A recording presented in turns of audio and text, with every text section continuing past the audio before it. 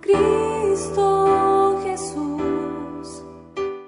Listo, chicas. Entonces, como les venía diciendo, en nuestra reunión de mujeres hemos estado compartiendo acerca de la vida del Señor Jesús. Este es un pequeño mapa para que nosotros podamos tener como una idea del camino que hemos recorrido y del que aún nos falta por recorrer. Entonces, estas son como las reuniones en las que ya hemos participado, que fue la preexistencia de Cristo, también vimos acerca de Juan el Bautista, la encarnación y el nacimiento del Señor, su nacimiento virginal, la vida desconocida y el que vamos a ver hoy, que son las dos naturalezas. Lo que yo pretendo con esta reunión o con esta presentación que les voy a mostrar es sentar una base de lo que significan las dos naturalezas, más no abarcar todo el tema. Es un tema muy extenso y muy bonito, pero sí quiero como sentar la base de lo que significan las dos naturalezas. Ya vamos a ver un poquito más acerca de eso. El tema que nos falta por ver es el siguiente. No quiere decir que específicamente nos hagan falta 6 reuniones, sino que son como 6 temas. Puede que cada uno de estos temas tenga una reunión, tenga dos, tenga tres, todavía no sabemos. Pero básicamente esto es como el camino que nos falta por recorrer, que es el bautismo del Señor, la tentación, la transfiguración, el ministerio, sus enseñanzas y la pasión del Señor, la pasión de Cristo. Entonces, ya empezamos aquí a ver nuestro tema, que son las dos naturalezas de Cristo. ¿Cuáles son esas dos naturalezas? Su divinidad y su humanidad. ¿Listo? Entonces, vamos a ver. Muy poca gente se ha cuestionado si Jesucristo existió. Generalmente se acepta que Jesús verdaderamente fue un hombre que caminó sobre la tierra de Israel hace más o menos 2000 años. El debate comienza cuando se analiza el tema de la identidad completa de Jesús. Esto es algo que tomamos de God Questions. Básicamente, las personas no tienen ningún problema con aceptar que Jesucristo existió. Tienen problemas es con aceptar si en realidad Él fue Dios o no. ¿Listo? La mayoría de las religiones principales que nosotros vemos que existen en el mundo enseñan que Jesús fue un profeta, que fue un buen maestro, que fue un hombre devoto, pero el asunto es el siguiente.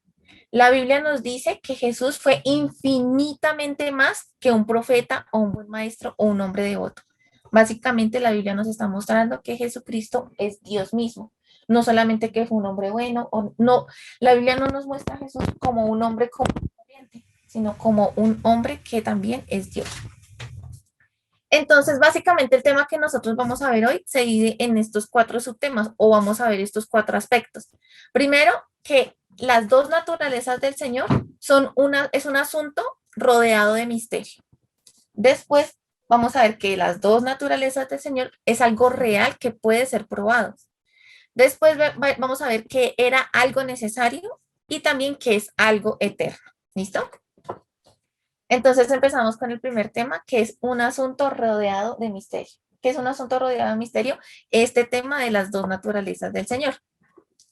Empezamos con un pasaje que está en 1 Timoteo 3:16, donde dice, la misma palabra nos está enseñando que este es un tema rodeado de misterio. Dice, e indiscutiblemente grande es el misterio de la piedad. Dios fue manifestado en carne, justificado en el Espíritu, visto de los ángeles, predicado a los gentiles, creído en el mundo y recibido arriba en gloria. Entonces, yo quisiera que aclaráramos un poquito qué significa un misterio. Entonces, esta es una definición que tomé del diccionario Vine. Dice, en el Nuevo Testamento no denota lo que es misterio, como sucede con el término en castellano. Entonces, ¿qué es misterio? Es aquello que está más allá de la posibilidad de ser conocido por medios naturales. Solo puede llegarse a saber por revelación divina y se hace saber de una manera y en un tiempo señalado por Dios. Y solo aquellos que están iluminados por su espíritu. ¿Qué quiere decir esto? Y me gustaría de pronto, no con esto crear una frustración, pero sí por lo menos que nosotros digamos que podamos saber el terreno que vamos a caminar. Pueda que algunas de nosotras entendamos el tema, pueda que otras no lo entendamos. ¿Qué quiere decir esto? Que el misterio es algo que el Señor mismo nos va a revelar a nosotros a través de su Santo Espíritu. Entonces, este es un misterio. ¿Qué significa misterio en el contexto, digamos, del escudriñar la palabra del Señor? Que solamente el Espíritu Santo nos lo va a mostrar. ¿En qué momento? Solamente el Espíritu Santo sabrá en qué momento nos va a revelar ciertos secretos. Entonces, ¿por qué es un misterio este asunto, este tema de las dos naturalezas? Porque no tenemos analogías o ejemplos que ilustren este hecho en nuestra propia naturaleza o experiencia. Cualquier ilustración al respecto es apenas parcial y puede llegar a confundir más que aclarar el tema. ¿Esto qué quiere decir, chicas? Nosotros somos hombres. Dios, pues es Dios, es muchísimo más grande. Nosotros a veces para entender ciertas cosas buscamos ejemplos para que nosotras podamos, digamos, comprender lo que otra persona nos está tratando de explicar. Por ejemplo, las que son mamitas, a veces cuando quieren expresar o tratar de describir algún dolor, de pronto utilizan lo que fue el dolor del parto, ¿sí? Otras de pronto que no son mamitas, de pronto intentan explicar algo que duele mucho con un dolor de muela. Resulta que estas cosas que solamente le atañen a Dios y que de cierta manera no son comunicables al hombre, muchas veces para nosotros son muy difíciles de explicar porque debido a que no hay nada igual y no hay nada que se le parezca, no podemos encontrar otro ejemplo, otra cosa que se le parezca para poderlo entender, para poderlo explicar. Entonces, por eso es que de pronto para nosotros en nuestra mente limitada va a ser un poco más difícil entender ciertas cosas que el Señor en algún momento nos lo va a aclarar. ¿En qué momento? Solamente es algo que le compete al Señor en el momento en que nos lo quiera revelar. El misterio no es un impedimento para aceptar la enseñanza de las escrituras. El hecho de que yo no entienda algo no quiere decir que no sea verdad, ¿sí? La verdad debe ser aceptada por la fe hasta que tengamos un conocimiento amplio. Y aquí viene un pasaje que dice que porque en parte conocemos y en parte profetizamos, mas cuando venga lo perfecto, entonces aquello que es en parte se acabará. Posiblemente nosotros tengamos que esperar hasta que el Señor Jesucristo venga para entender en totalidad algunos asuntos. No quiere decir que no los vayamos a entender ahorita. Si al Señor le plació revelárnoslo, lo vamos a entender. Si no, no nos sintamos frustrados porque va a haber un momento cuando lo perfecto se manifieste, en ese momento lo vamos a entender. Y aquello que entendíamos en parte lo vamos a entender completamente. Entonces, aquí hay una frase de W. Graham Scrooge. Dice, Cristo era humano y divino, pero no debemos pensar en esto como si fueran dos cosas distintas y separadas. La relación entre una naturaleza y otra será un misterio para nosotros, pero la evidencia de cada una es abundante y la necesidad de ambas es obvia. ¿Qué quiere decir esto? Cuando ustedes o cuando nosotros nos acercamos a la Biblia, vemos muchos pasajes donde nos demuestran y nos comprueban que Jesucristo era verdaderamente hombre. Al mismo tiempo vemos muchos otros pasajes que nos demuestran o nos comprueban que Jesucristo era verdaderamente Dios. Entonces, tenemos evidencia de las ambas. Tenemos evidencia de que era hombre y de que era Dios. Tenemos mucha evidencia. Si él no fuera hombre, no hubiera podido, no habría simpatizado con nosotros y si él no fuera Dios, no habría podido salvarnos. Aquí viene otra frase de Torrey, dice, nuestra tarea no es hacer compatible la doctrina de la divinidad con la doctrina de la humanidad. Nuestra tarea es descubrir los pasajes que hablan de ello. ¿Qué quiere decir? Yo tengo los pasajes de la divinidad y entiendo perfectamente que Jesucristo fue Dios. Es Dios, perdón. Y tengo los pasajes de la humanidad donde también puedo comprobar perfectamente que Él es hombre. El misterio o de pronto la dificultad que algunos podemos tener es cómo encajamos eso al mismo tiempo. ¿Cómo yo puedo entender en mi mente que Él al mismo tiempo era hombre y era divino? Ahí es donde está el asunto. Pueda que yo no lo alcance a comprender, es lo más normal porque nosotros somos supremamente limitados en comparación a la grandeza del Señor. Entonces, nuestra tarea no es encajar esas dos doctrinas o bueno, esas dos naturalezas, sino que podamos tener suficiente evidencia de ambas y que tengamos certeza de que Él era totalmente Dios y totalmente hombre. ¿Listo? Si nosotros logramos armonizar a las dos, bien. Y si no, es necesario creer en ambas y dejar esa armonización para cuando tengamos un conocimiento más avanzado de las cosas. ¿Listo? Ahora, vamos a ver la segunda parte de este tema de las dos naturalezas del Señor. La segunda parte es un asunto real que puede ser probado. ¿Listo? Vamos a ver de qué manera era real y tenemos evidencia de ello. Jesús es verdaderamente Dios y verdaderamente hombre. Su divinidad y su humanidad mantienen sus atributos normales. No quiere decir, o no es que nosotros digamos, que el Hijo de Dios haya cambiado, haya dejado de ser Dios y ahora se volvió hombre, o que existió un hombre que fue tan bueno que fue elevado a deidad. No significa eso. Las dos naturalezas están unidas y constituyen una única e indivisible persona que actúa en todas las cosas como una única persona. ¿Qué quiere decir esto? No quiere decir que él a veces es Dios y cuando es Dios deja de ser hombre, o que a veces es hombre y cuando es hombre deja de ser Dios, sino que él siempre actúa con sus dos naturalezas al mismo tiempo. Y era lo que les comentaba, que de pronto para nosotros es muy difícil entenderlo porque no hay otra cosa con la que lo podamos explicar, ni hay ningún otro ejemplo con que lo podamos comparar. Entonces, si el Señor nos muestra esto y lo podemos entender a cabalidad en nuestro corazón, démosle gracias al Señor porque a Él le plació revelárnoslo. Y si no, sabemos que aún tenemos un camino por recorrer y en algún momento el Señor nos lo puede revelar o tengamos esperanza de que cuando el Señor se manifieste y se manifieste aquella perfección, todo aquello que es en parte se acabará. ¿Listo?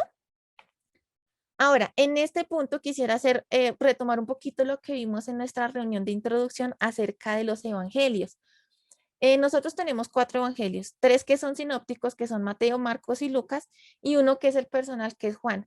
Si nosotros, obviamente tenemos mucha evidencia más en toda la palabra, pero si nosotros, digamos, nos enfatizamos a leer estos libros que son como donde podemos ver la bibliografía del Señor, podemos ver todos estos aspectos, podemos sacar los aspectos donde demuestran que Él era totalmente hombre, sacar aparte también los que demuestran que Él era totalmente Dios, y aquí vamos a tener toda nuestra evidencia, todo lo que necesitemos para que nosotros podamos entender estas dos naturalezas y en algún momento pues poderlas de pronto armonizar. Que cuando nosotros, digamos, si ustedes miran, cogen la Biblia y solamente miran los subtítulos, van a encontrar una cantidad de cosas.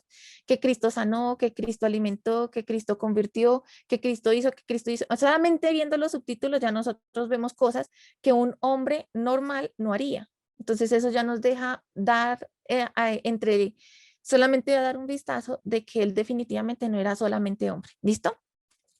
Quiero mostrarles unas imágenes acerca de lo que nosotros podemos ver en la palabra del Señor, solamente digamos viendo los evangelios. Nosotros vemos que Jesucristo era un hombre que necesitaba para poder, digamos que pasar el mar, necesitaba subirse a un barco, pero también vemos que estaba durmiendo. Asimismo, también vemos que él caminó sobre las aguas. Entonces, ahí ya vemos Dios, humanidad, divinidad. Lo vemos y tenemos el testimonio de que él sentía hambre y que él comía. También él tenía sed y también bebía. Pero al mismo tiempo lo vemos multiplicando la comida para alimentar a 5,000. Y al mismo tiempo lo vemos convirtiendo el agua en vino.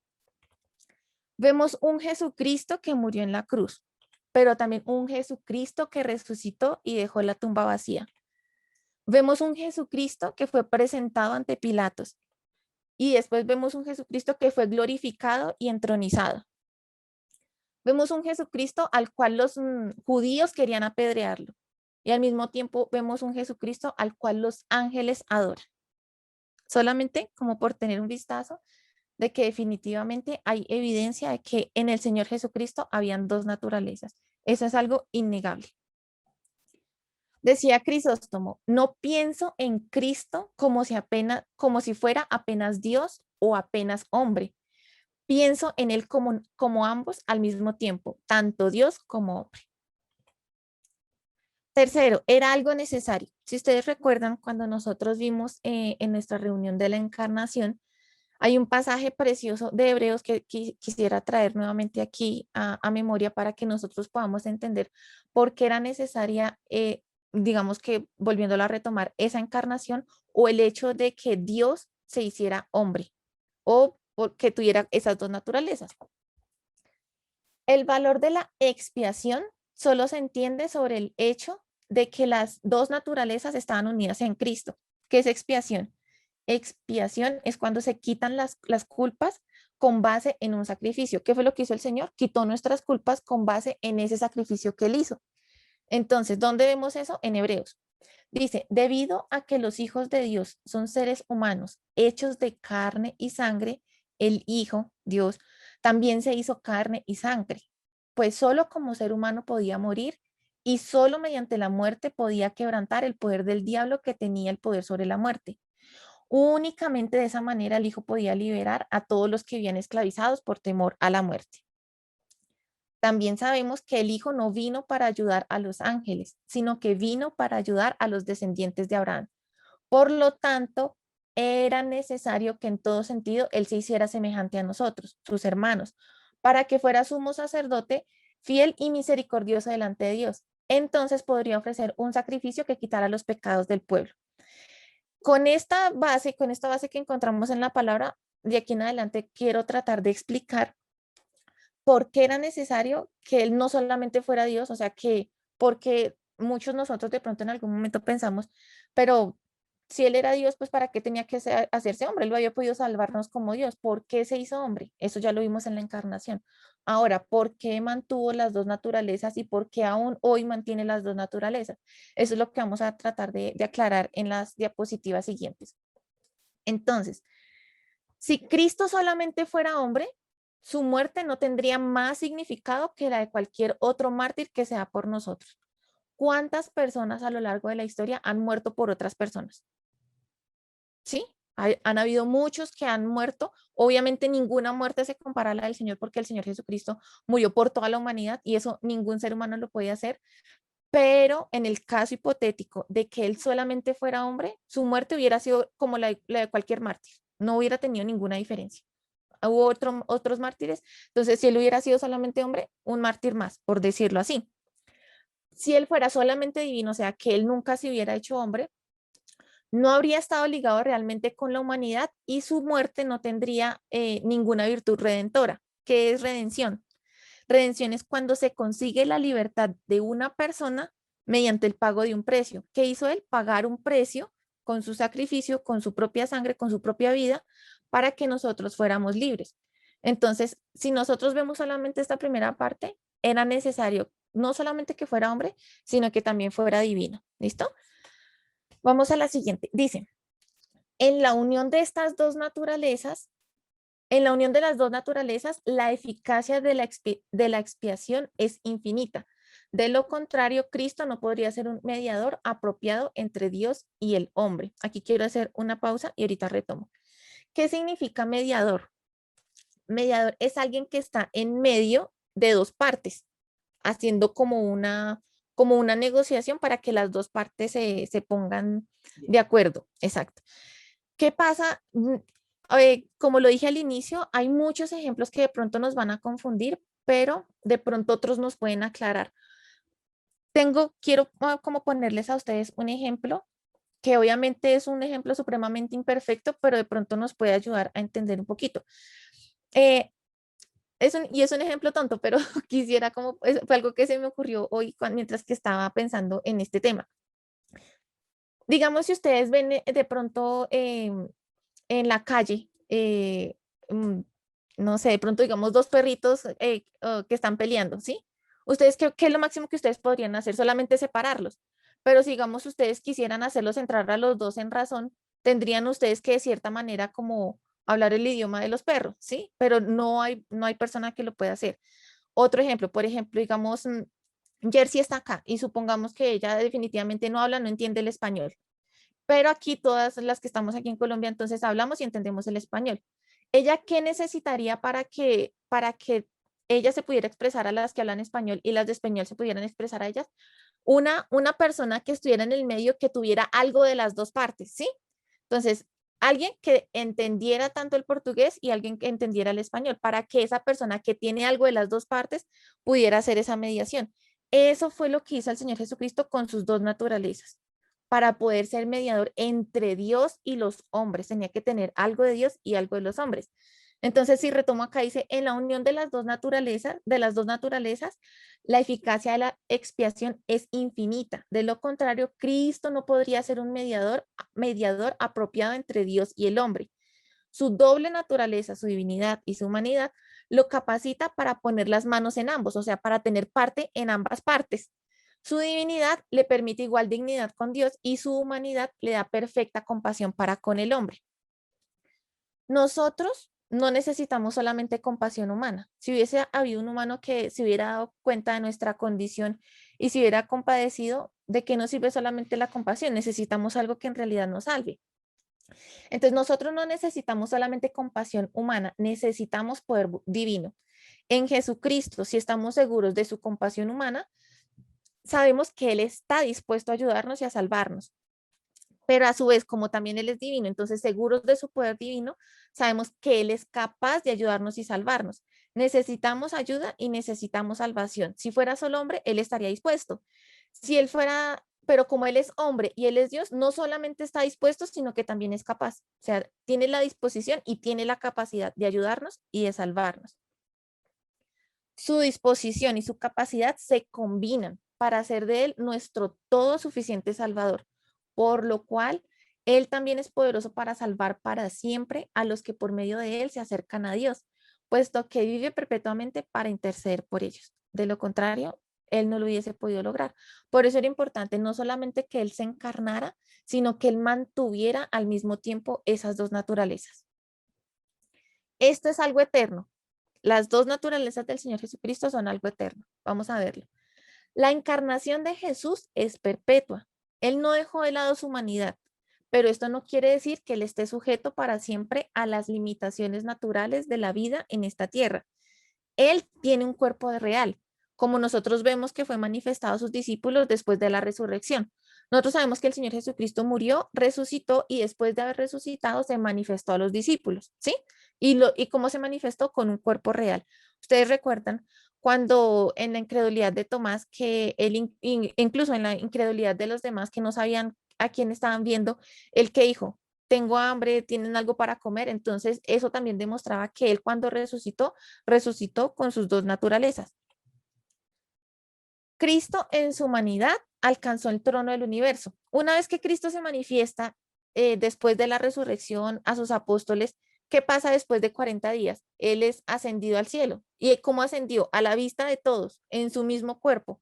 Entonces ahí nosotros nos damos cuenta que él no ascendió como un espíritu y dejó otra vez el cuerpo aquí. No, sabemos por ese hecho y por otro pasaje, el pasaje que está aquí de Hechos, vemos que aún después de que él ascendió a los cielos, Esteban cuando estaba siendo apedreado también lo vio en su cuerpo. Dice, Cristo en su humanidad alcanzó el trono del universo. Sus apariciones después de la ascensión lo muestran teniendo un cuerpo real, pero glorificado. Como lo decía Esteban, he aquí veo los cielos abiertos y al Hijo del Hombre de pie a la diestra de Dios. ¿Qué es lo que nosotros creemos, así como lo decía este hermano que McIntyre, dice, creemos que el Espíritu Santo mantiene en indisoluble unidad la naturaleza humana y la naturaleza divina de nuestro Señor. Él es el enlace entre esas dos naturalezas, entre la naturaleza divina y la humana del Hijo. Quiere decir que esto solamente es posible a través de la acción del Espíritu Santo en la vida del Señor. Él es el que mantiene en esa unidad indisoluble. ¿Qué quiere decir indisoluble? Que no se puede separar. En esa unidad indisoluble es que mantiene el Espíritu Santo las dos naturalezas, tanto la divina como la humana, en la persona del Hijo. Entonces, ¿qué pasaría si se niegan las dos naturalezas de Cristo? Quiero que nos hagamos esta pregunta. ¿Qué pasa si yo niego que Él era Dios o si yo niego que Él era hombre? De pronto yo puedo decir, Él es Dios, pero entonces Él nunca, obviamente Él nunca dejó de ser Dios, pero entonces tampoco nunca se convirtió en hombre, sino que fue como un espejismo. Pero entonces fue un espejismo que nació, que creció, que comió, que hizo trabajos, que después murió. Entonces, como que ahí ya la cosa no empieza a tener sentido. Vamos a ver de pronto algunas posibilidades, pueda que hayan muchísimas más, pero digamos que con estas podemos tener como un panorama de lo que puede suceder. Cuando nosotros negamos las dos naturalezas del Hijo, esto desencadena una cantidad de herejías que tienen la etiqueta de cristianismo bíblico. Ustedes van a encontrar muchas congregaciones donde dicen que son cristianos y cuando ustedes miran su doctrina, básicamente ellos niegan la divinidad del Hijo o niegan muchos aspectos de esta obra poderosa que hizo el Señor. Entonces, por un lado, están los que niegan su divinidad, limitándolo solamente a un ser humano que es digno de mirar y ya. O sea, es un ser humano que fue maravilloso, pero ya, él no era, era un ser humano casi perfecto. Están los de esa corriente, pero por otro lado están los que a veces creen que él a veces es Dios, pero cuando es Dios ya no puede ser hombre y cuando es hombre ya no puede ser Dios. Entonces, básicamente ellos dicen que Dios pues no es todopoderoso y ahí eso le quedó grande. O sea, él no puede ser Dios y hombre al mismo tiempo. ¿Qué otras cosas? Entonces, digamos, si Jesús no tiene las dos naturalezas, entonces quiere decir que Dios básicamente nunca se hizo hombre, sino que él siguió siendo Dios y dejó que, o sea, dejó al hombre que siguiera con su curso. Si no tiene las dos naturalezas, entonces Jesús no era Dios. O si él no tiene las dos naturalezas, quiere decir que la Biblia es un compendio de relatos sin coherencia. O que Dios dejó de ser Dios para hacerse hombre. Entonces a ella se contradeciría diciendo que entonces que Dios, cuando nosotros creemos por la palabra que Dios es inmutable, ahí ya, entonces él sí cambió, porque él dejó de ser Dios, ya no es Dios, ya, ahora es hombre. No, él siendo Dios nunca ha dejado de ser Dios y tomó forma de hombre, y después de que tomó forma de hombre, nunca ha dejado de tener esas dos naturalezas. O también podemos, si no creemos en las dos naturalezas, podríamos decir que entonces Dios nunca se encarnó, entonces por lo tanto no era hombre, entonces por lo tanto no murió, ¿sí? Entonces ahí empezamos a ver que definitivamente, como dicen algunos hermanos, se necesita más fe para no creer esto.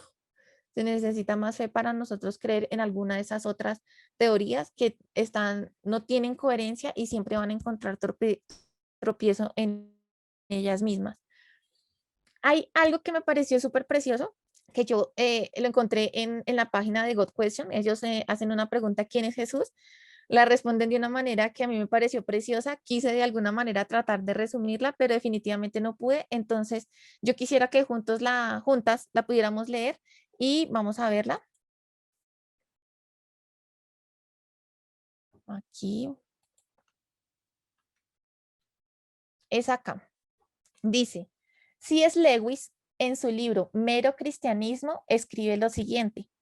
Aquí estoy tratando de impedir que alguien cometa la verdadera insensatez que a menudo se comete al decir de él, de Cristo. Estoy listo para aceptar a Jesús como un gran maestro moral, pero no acepto su afirmación de ser Dios. Es lo único que no deberíamos decir. Un hombre que fue simplemente un hombre y que dijo las cosas que Jesús dijo no aplica a un gran maestro moral. O era lunático o un hombre ambiguo o el mismo demonio del infierno. Usted debe hacer su elección. Este, este hombre fue y es el Hijo de Dios, o de lo contrario, fue un loco o algo peor. Usted puede hacerlo callar por tonto, puede escupirlo y matarlo como a un demonio, o puede caer a sus pies y llamarlo Señor y Dios. Pero no seamos condescendientes con ninguna tontería acerca de que era un gran maestro humano. Él no ha dejado esa opción abierta para nosotros y él tampoco tuvo esa intención. Vemos ahora ¿quién decía Jesús que él era? O sea, ¿quién decía él mismo de él mismo? ¿Qué dice la Biblia? Primero, miremos las palabras de Jesús en Juan 10:30. Él dice, yo y el Padre uno somos. A primera vista, no parecería afirmar que él estaba diciendo ser Dios. Sin embargo, mire la reacción de los judíos en su declaración.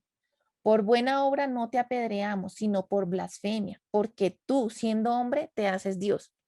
Los judíos entendían la declaración de Jesús como una afirmación de ser Dios. En los siguientes versículos, Jesús nunca corrige a los judíos diciéndoles, yo no me hago Dios. Eso indica que Jesús verdaderamente estaba diciendo que él era Dios al declarar, yo y el Padre uno somos. Juan 8:58 es otro ejemplo. Jesús proclamó, de cierto os digo, antes que Abraham fuese, yo soy. Nuevamente tomaron piedras para arrojárselas. Jesús anunciando su identidad como yo soy es una aplicación directa del nombre, antiguo, del nombre del Antiguo Testamento para Dios, que fue lo que leímos en Éxodo 3:14. Nuevamente, ¿por qué los judíos querían apedrear a Jesús si él no había dicho algo que ellos creían que era blasfemo, concretamente una afirmación de ser Dios? Hasta acá. Dice, Juan 1:1 dice, el verbo era Dios. Juan 1:14 dice, aquel verbo fue hecho carne. Esto indica claramente que Jesús es Dios en la carne. Tomás, el discípulo de Jesús, dijo, Señor mío y Dios mío. Jesús no lo corrigió. El apóstol Pablo lo describe como nuestro gran Dios y Salvador Jesucristo. El apóstol Pedro dice lo mismo, nuestro Dios y Salvador Jesucristo. También Dios el Padre es testigo de la completa identidad de Jesús, pero acerca del Hijo dice, tu trono, oh Dios, es eterno y para siempre. Cetro de justicia es el cetro de tu reino. Las profecías de Cristo del Antiguo Testamento anuncian su deidad, porque un niño nos es nacido, hijo nos es dado, y el principado sobre su hombro, y se llamará su nombre admirable, consejero, Dios fuerte, Padre eterno, príncipe de paz. De manera que, como C.S. Lewis sostuvo, creer en Jesús como un buen maestro definitivamente no es una opción. Clara e innegablemente Jesús afirmaba ser Dios. Si Él no es Dios, entonces es un mentiroso y por tanto no es un profeta, un buen maestro o un buen devoto. Al intentar explicar las palabras de Jesús, los eruditos modernos declaran que el verdadero Jesús histórico no dijo muchas cosas que la Biblia le atribuye. ¿Quiénes somos nosotros para debatir con la palabra de Dios referente a lo que dijo o no Jesús? ¿Cómo puede un erudito que dista de Jesús 2000 años tener una mejor percepción de lo que Jesús dijo o no que la que tuvieron aquellos que vivieron, sirvieron y fueron enseñados por Jesús mismo? Entonces, esta parte que nosotros vemos que hace aquí esta página, a mí me parece supremamente preciosa porque él nos está haciendo esa misma comparación y sabemos que estos hermanos, digamos, son diferentes a los que escribieron este libro que es en el que nos estamos basando. Este, que bueno, yo tengo la fotocopia, pero para que ustedes sepan que es el, ay, ahí no se, incomparable Cristo. Bueno, ahí no se alcanza a ver bien, pero es el incomparable Cristo. Son hermanos que hablan de diferentes idiomas y pues digamos que comparten esa misma posición. Y entonces íbamos, ay, íbamos acá. Entonces, ¿por qué es tan importante la pregunta acerca de la verdadera identidad de Jesús? ¿Por qué es importante que Jesús sea Dios o no? O sea, ¿por qué todo esto que estamos estudiando, todo esto que estamos viendo, todo esto que estamos tratando de razonar y tratando de entender su lógica, o si sí o si no? ¿Por qué es importante? La razón más importante por la que Jesús tiene que ser Dios es que si Él no es Dios, su muerte no habría sido suficiente para pagar el castigo por los pecados de todo el mundo, sino que hubiera sido una muerte más. Solamente Dios pudo pagar ese castigo infinito. Jesús tuvo que ser hombre para que pudiera morir. La salvación está disponible solamente a través de la fe en Jesucristo. La deidad de Jesús es la razón por la que Él es el único camino de salvación. La deidad de Jesús es la razón por la que proclamó, yo soy el camino y la verdad y la vida. Nadie viene al Padre sino por mí. Y ya solamente quisiera cerrar con este pasaje que nosotros encontramos en Juan, donde quizás este libro, como lo vimos en la reunión de introducción, es el libro que más nos muestra la deidad del Señor. No es el único, pero sí es quizás el que más nos muestra. Solamente en su primer capítulo él dice, en el principio existía el verbo y el verbo estaba con Dios y el verbo era Dios. Aquí ya nos está diciendo el verbo era Dios. Sabemos que el verbo se refiere directamente al Señor Jesucristo. Él estaba en el principio con Dios. Todas las cosas fueron hechas por medio de Él y sin Él nada de lo que ha sido hecho fue hecho. En Él estaba la vida y la vida era la luz de los hombres. Y aquí que vuelve a decir del verbo. Y el verbo se hizo carne y habitó entre nosotros y vimos su gloria, gloria como el unigénito del Padre, lleno de gracia y de verdad. Amén. Y eso es todo, chicas.